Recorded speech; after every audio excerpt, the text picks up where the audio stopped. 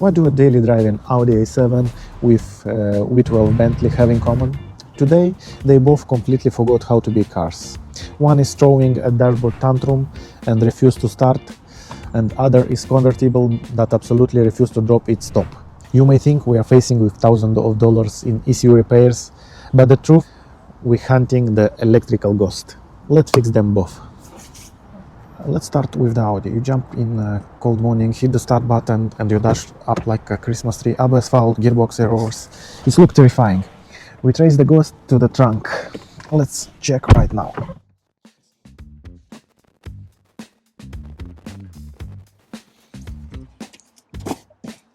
The battery is completely done. So easy fix, right? Drop in a new battery and drive away. Wrong. This, I guess, can be the original. Not bad. From 2013. Keep working. Done. Oof. Yeah. With two hands is better. This is the serial number. And this is the new one. If you just swap the battery without officially introducing into the car's computer, the alternator will keep overcharging. It's like the old one. You are cooking the expensive new battery in a month.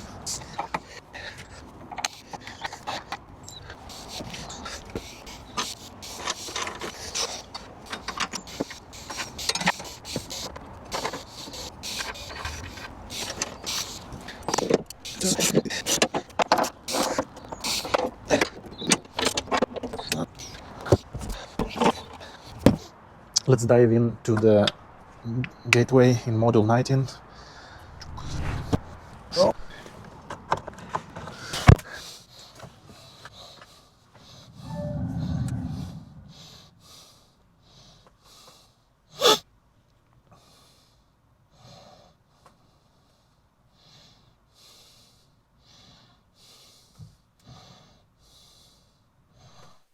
Now, let's punch in the new parameters. First, update the amperage. For example, shifting from 105 down to 95 amps. Next, choose your manufacturer, and finally change the serial number to trigger the reset.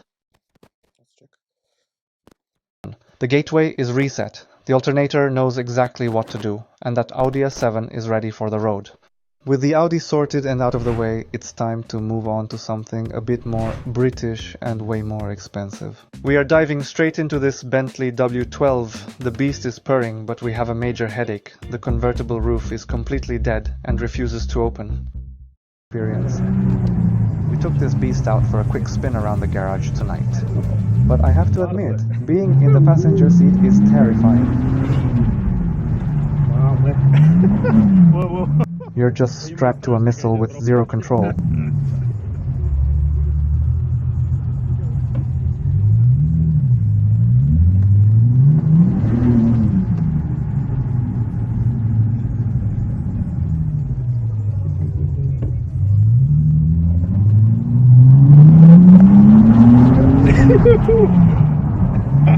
That's real feeling. Wow.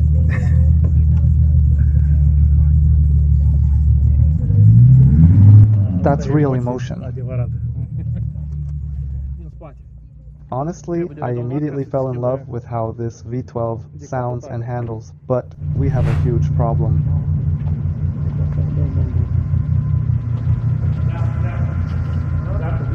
For a convertible, this trunk is surprisingly huge. You could fit a lot of things in here, including my hopes and dreams of actually driving with the roof down today. Why? Because the car refuses to open the roof.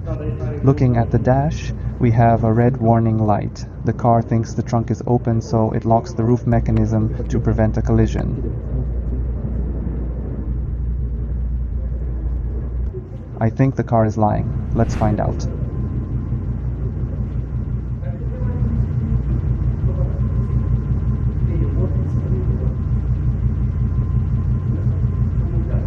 Let's scan the system, and there it is. We have two main error codes popping up.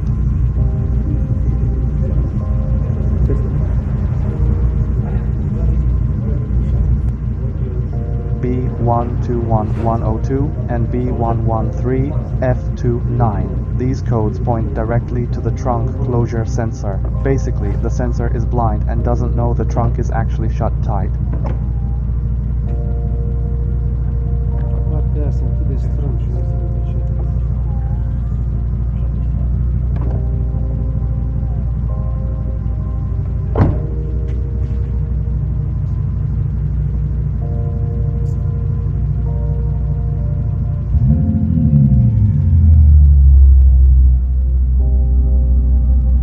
Time to tear this apart.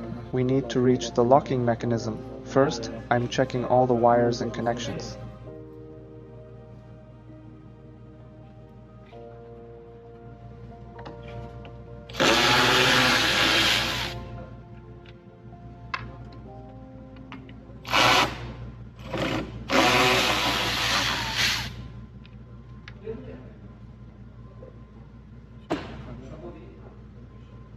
This massive, heavy V12 luxury machine is completely paralyzed from opening its roof, all because of this tiny little microswitch inside the latch. It failed, so it can't tell the car's brain that the trunk is safely closed. It's crazy how a tiny piece of plastic can stop a $100,000 car from doing its job.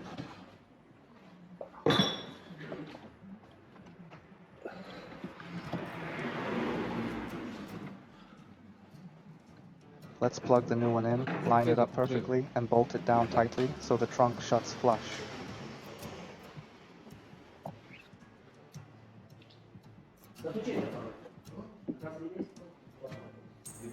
So, we are replacing the closure sensor itself. Out with the old, in with the new. Let's put the lock back together.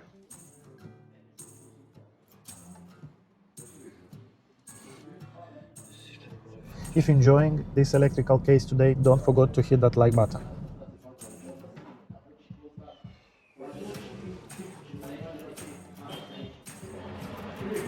Hardware is in, the trunk is physically shut. But we are not done yet. With modern luxury cars, you can't just plug in a new part and drive away. The car is smart, maybe too smart. It still remembers the old errors and it doesn't recognize the new sensor yet. We need to introduce them.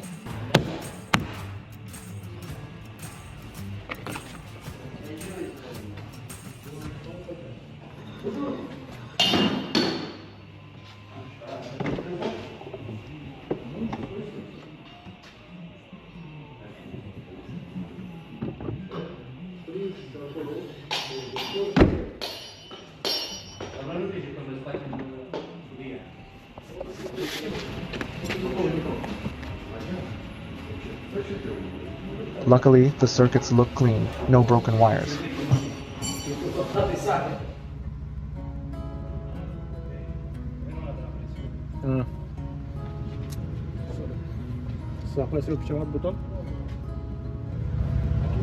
Back here on the scanner, we are diving into the central electronics module.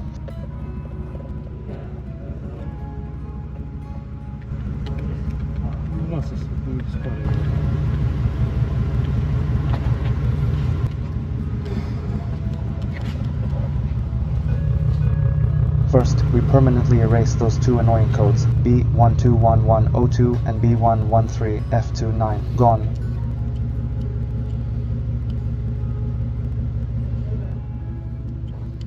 This is the sensor, tiny piece, but it can ruin your whole weekend.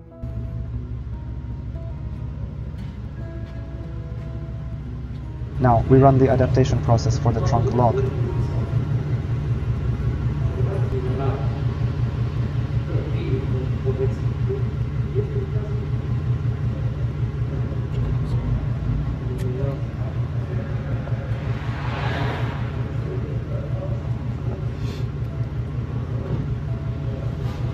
The car's computer is now communicating with our new sensor, learning its open and closed positions. Okay, adaptation successful. The system is reset. Watching this progress bar load is always the most stressful part, and boom! Adaptation successful. The system is completely reset. A masterpiece convertible isn't worth much if it can't actually drop the top. The software says we are fixed. The red warning light on the dash is completely gone. No more errors. Guys, it is time for the moment of truth. Watch Watch how beautifully the roof opens. Here's what a perfect weekend day looks like. Whatever, it is an Audi throwing a tantrum over a battery or a Bentley paralyzed by Microswitch. Modern car repair is 50% hardware and 50% software. If you're enjoying watching us case today, smash that like button, drop a comment and hit subscribe for more garage adventures. See you in next one. Next day, perfect weather. Look at this mechanism in the daylight. It's a piece of engineering art. Inside, the multimedia system and this black interior looks stunning under the sun. Driving this V12 with the top down is a completely different experience. Let's push the start button. Rev engine. Music to my ears.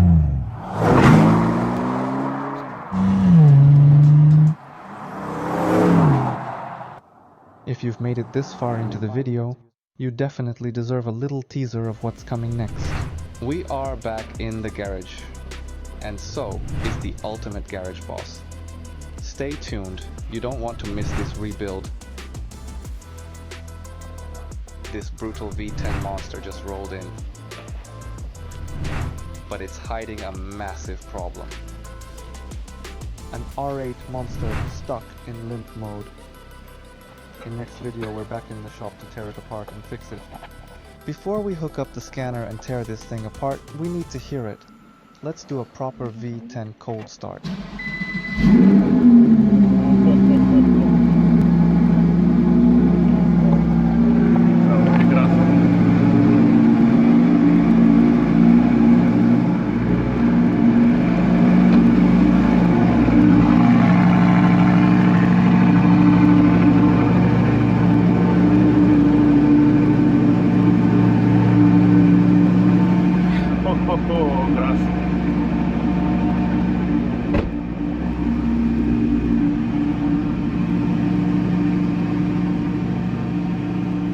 What's your guess?